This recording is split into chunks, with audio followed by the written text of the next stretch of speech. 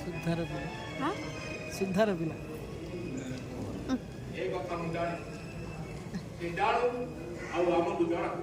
ଜମ ଦରବାରରେ କିଭଳି ବିଚାର କରାଯାଏ ଆଉ ଦଣ୍ଡ ବ୍ୟବସ୍ଥା କିଭଳି ବିଚାର ହୁଏ ଜାଣିବା ପରେ ଆମେ ତାର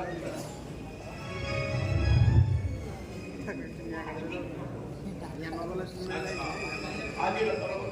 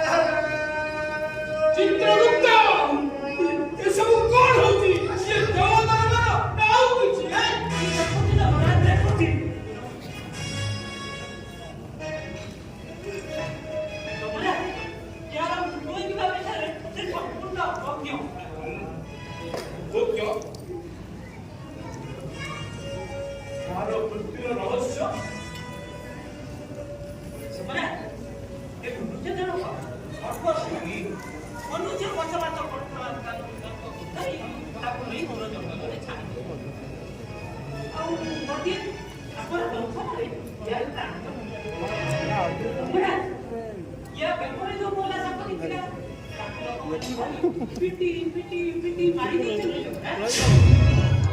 ମନୁଷ୍ୟ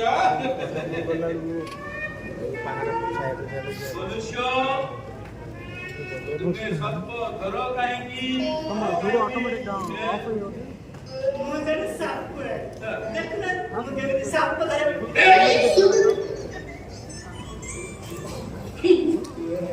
ହେଲେ ତୁମେ ସର୍ପ ଧର କାହିଁକି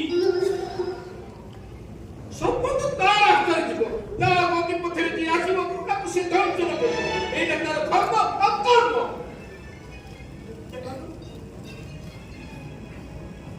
ଆପଣ ମୋ ପରିଚୟ ଜାଣିବାକୁ ଚାହୁଁଛ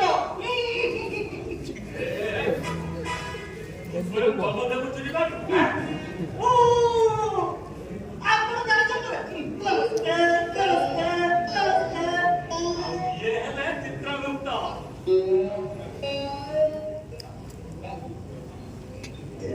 ଆଉ ମାନେ ଦଣ୍ଡ ରକ୍ଷକ ଯମରାଜ ମତେ ଯାହାକୁ ଦଣ୍ଡ ଦେବା ପାଇଁ ଆଦେଶ ଦିଅନ୍ତି ମୁଁ ତାଙ୍କୁ ଦଣ୍ଡ ଦିଏ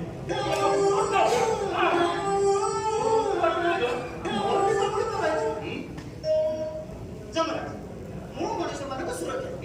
ଏଇ ସାପମାନଙ୍କ ଠାରୁ ଦରଳ ବାହାର କରି ସେଇ ଦରଳରେ ମଣିଷଙ୍କ ଉପଚାର ନିମନ୍ତେ ଔଷଧ ବି ହୁଏ ଓ ମାନବ ଯମରାଜଙ୍କ ପ୍ରଶ୍ନର ଉତ୍ତର ଦିଅ ତମେ ସାପ ଧର କାହିଁକି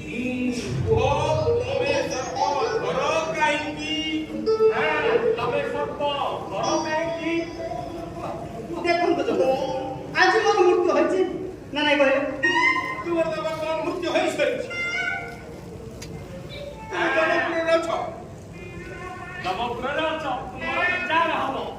ତାହା ଠିକ ମୁଁ ତାହେଲେ ମରିଯାଇଛି ସାପ କାମୁଡ଼ାରେ ମୋର ମୃତ୍ୟୁ ହୋଇଛି ମୁଁ ମରିଛି ନା ନାଇଁ କହିଲେ ହଁ ତମେ ତ ମରିସାରିଛ ତମେ ମରିସାରିଛ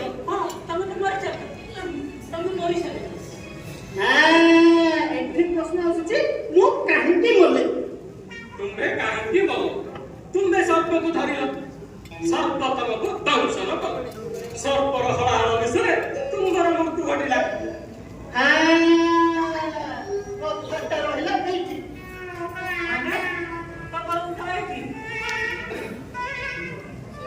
ତୁମର ତ ସର୍ପ ଦଂଶନର ମୃତ୍ୟୁ ହୋଇଛି ଏହା ଆମେ ଅବଗତ ଅଛୁ କିନ୍ତୁ ତୁମେ ସର୍ପ ଧର କାହିଁକି ଉତ୍ତର ମୋର ଯେମିତି ମୃତ୍ୟୁ ହେଲା ଠିକ ସେମିତି ଆଉ କାହାର ମୃତ୍ୟୁ ନ ହଉ ତେଣୁ ମୁଁ ସର୍ପ ଧରେ ଆଉ ସେ ଲୋକને ଜଙ୍ଗଲରେ ଛାଡ଼ିଦିଏ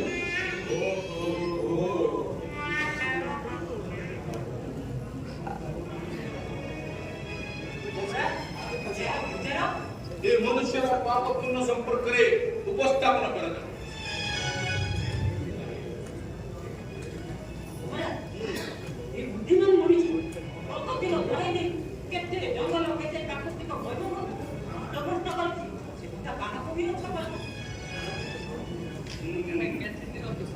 ଏମାନେ ପଶୁ ପକ୍ଷୀଙ୍କ ବାସସ୍ଥଳୀକୁ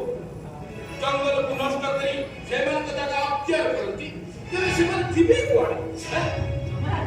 ନିଶ୍ଚୟ ସେମାନେ ସହର ବାହାରେ ହେଲେ ଏଥିରେ ସେମାନଙ୍କର କିଛି ଦୋଷ ମଣିଷ ସ୍ୱାର୍ଥପର ନ ହୋଇ ଯେଉଁମାନଙ୍କର ବାସସ୍ଥଳୀ ଜଙ୍ଗଲକୁ ନଷ୍ଟ ଭଷ୍ଟ କରି ବିରାଟ ଅଟ୍ଟାଳିକା କଳକାରଖାନା ତିଆରି କରୁଛନ୍ତି ସେ ବିକଳ୍ପରେ ସେମାନଙ୍କ ପାଇଁ ବ୍ୟବସ୍ଥା କରିବା ନିହାତି ଆବଶ୍ୟକ ହଁ ଯମରାଜ ଆପଣ ଠିକ ଆମ ମଣିଷ ସମାଜ ଏଇଥିପାଇଁ ଦାୟୀ କାହିଁକି ଜଙ୍ଗଲକୁ ଆମେ ନଷ୍ଟ କରୁଛେ ଆଉ ସେମାନଙ୍କ ଅଞ୍ଚଳକୁ ଆସିବେନି ତ ଯିବେ କୁଆଡ଼େ କହୁଛନ୍ତି କଣ ନା ଆମ ଗାଁରେ ହାତୀ ପଳେଇ ଆସିଲା ଆମ ଫସଲ ନଷ୍ଟ କଲା ଆମ ଗାଁରେ ବାଘ ଭାଲୁ ପଶି ଯାଉଛନ୍ତି ସାପ ପଶି ଯାଉଛନ୍ତି ଏଥିପାଇଁ ତୁମେ ଉପାୟ ବ୍ୟକ୍ତ କର ମନୁଷ୍ୟ ଏ ମଣିଷ ସମାଜକୁ କଣ କରିବା ପଡ଼ିବ ଆରେ ଆମେ ଯେତେବେଳେ ତାଙ୍କ ଘରେ ପଶୁଛେ ତାଙ୍କ ଜଙ୍ଗଲ ବିକାଶ ନାଁରେ ନଷ୍ଟ କରୁଛେ ତା ପୂର୍ବରୁ ସେମାନଙ୍କ ପାଇଁ ଥଇଥାନ ବ୍ୟବସ୍ଥା କଲେ ଏସବୁ ସମସ୍ୟାକୁ ହୁଅନ୍ତାନି ତୁମର ଯଦି ଏତେ ବୁଦ୍ଧି ତାହେଲେ ତୁମର ଯଦି ଏତେ ବୁଦ୍ଧି ତାହେଲେ ତମେ କାହିଁକି ମନ କଣ କହିବି କହିଲେ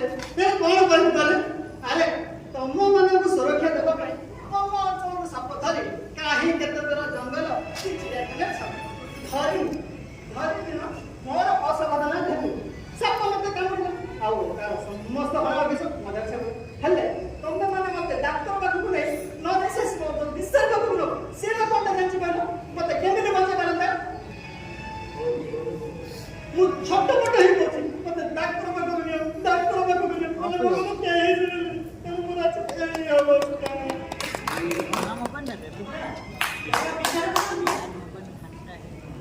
ଏ ମନୁଷ୍ୟର ପାପର ଭାର ଆଜ୍ଞା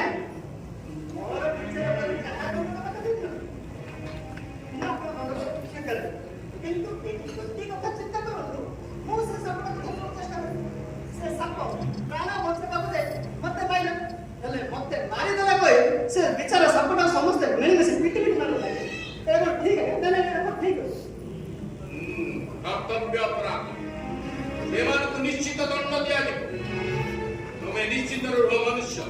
ଏ ମାନବ ମାନଙ୍କୁ ନିଶ୍ଚିତ ଦଣ୍ଡ ଦିଆଯିବ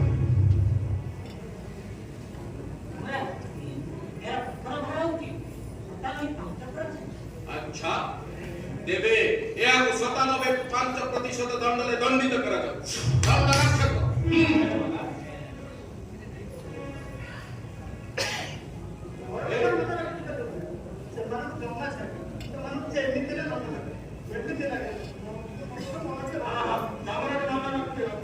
ତମେ ନିଶ୍ଚିତ ରୁହ ମନୁଷ୍ୟ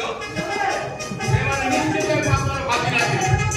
ସେମାନଙ୍କୁ ନିଶ୍ଚିତ ଦଣ୍ଡ ଦିଆଯିବ ତେବେ ଆଜିର ଅନ୍ୟ ଜଣକୁ ଉପସ୍ଥାପନ କରା ଉଚିତ